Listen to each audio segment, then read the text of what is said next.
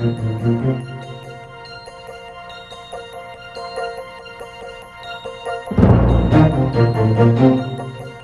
the spring of 1999, the U.S. Senate Energy and Natural Resources Committee reviewed results of a political status plebiscite held in Puerto Rico in December of the previous year. The vote results reflected island partisan politics and dissatisfaction with ballot definitions and local government policies.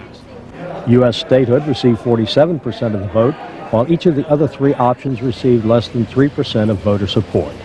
A none-of-the-above choice required by local law gained half the ballots cast.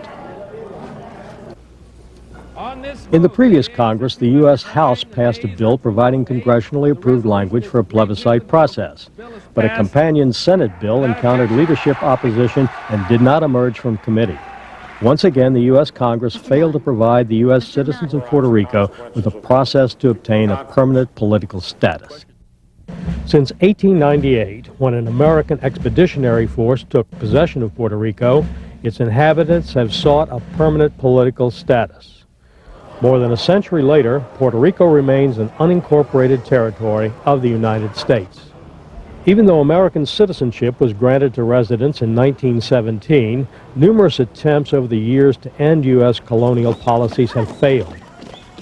The U.S. Congress has yet to create a mechanism by which Puerto Ricans could choose among three available legitimate political status options: U.S. statehood, full independence, or independence in free association with the United States.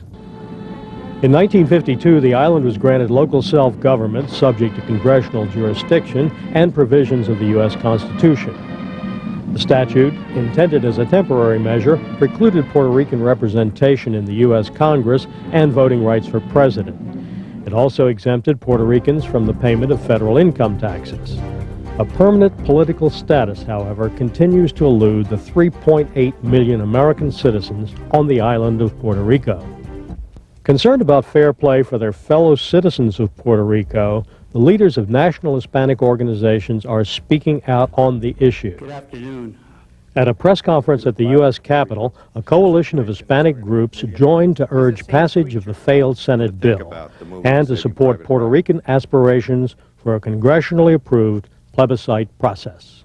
For 100 years, Puerto Rican Americans have fought and died in every effort to preserve those American principles of freedom and democracy, all the while unable to vote for their commander-in-chief or to have representation in Congress. 100 years, the United States has not once asked its citizens in Puerto Rico how they wish to define the relationship with our government. We are concerned about certain code words that are being used to delay or deny the Puerto Rican self-determination process. Some favorites are: there is no time, they are not ready, they are too poor, and their English is deficient. These same words and arguments were used against New Mexico when it sought to become a state. New Mexico Hispanics have lived in New Mexico for 400 years. We still speak Spanish, and we have proved ourselves to be outstanding citizens. You know, when you really look at the Hispanic in this country, we're not immigrants. We've been here. And if you look at the island of Cuba or the island of Puerto Rico, that they were there. And Central America and the Mexican American, that, you know, half of this country was Mexico. And so we can go on to history and say, wait a minute, when we're really talking immigrants, we're really talking Irish, we're talking Italians, we're talking Eastern Europeans or Central Europeans. Listen, how would you feel if you live in New York, for just to mention an example, and you lived in the 1st District or the 2nd District or the 3rd District in New York, and they suddenly decide that the people in the 2nd District are not going to vote for the president anymore? How would you feel about that? It's not right. You're an American citizen, you're a full-fledged American citizen, and you should have the rights that everybody else have. And this is what this is about. I think if the people of Puerto Rico speak decisively on the issue, whichever way they go, there will be enormous moral and political pressure on mainland Hispanics to support that outcome. As you know, we have come forth and supported self-determination for Puerto Rico without indicating what action we wish for them to take. I think only the people of Puerto Rico can decide that. But in the event that they should decide that statehood is what they want, then if it is clearly their choice, then I think that the Hispanic community in this country is going to rally behind them. If they decide to become a state, and if they vote, and that's the route they want to take, certainly LULAC will take a position in favor of supporting their right. Number one, if Puerto Rico becomes a state, we have approximately 4.5 million more Latinos that are counted in the census, which means that there will be more monies allocated for Latinos. It will allow Puerto Rico to be able to be part of the process within the United States government, and allow us to be able to tap into the resources of the United States government. It will allow us to increase, in my opinion, the delivery of goods, of services. And I think that that in itself would also be something that would help reignite the economy in Puerto Rico. By virtue of becoming a state, it would probably be one of the top 20 states in the United States once it comes into the Union. Well, let me just say this, that it would make a significant difference. It would add to the Hispanic delegation. We would get an additional 6 or 7 members of Congress. We would also get, for the first time in a very long time, 2 Hispanic U.S. senators, which we don't have yet.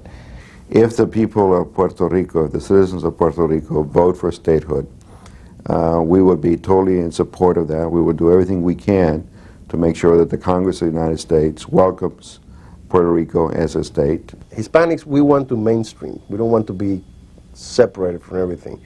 And personally, I don't particularly care much about when they say this is a Hispanic issue and this is a black issue or this is a white issue. I think everything that goes on Capitol Hill affects everybody.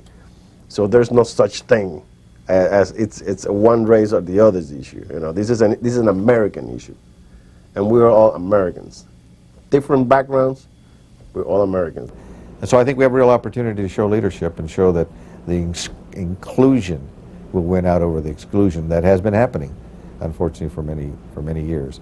And the other is that I think that it's time for Hispanic elected leaders to rise above small enclave ethnic politics and really try to show leadership for this nation.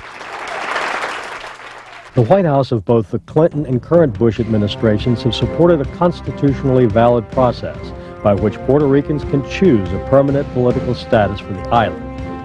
A presidential task force has been empowered to study all aspects of the issue. After more than a century, Puerto Ricans still wait to achieve their full political rights as American citizens, rights that they have often ransomed with their sacrifice and their blood.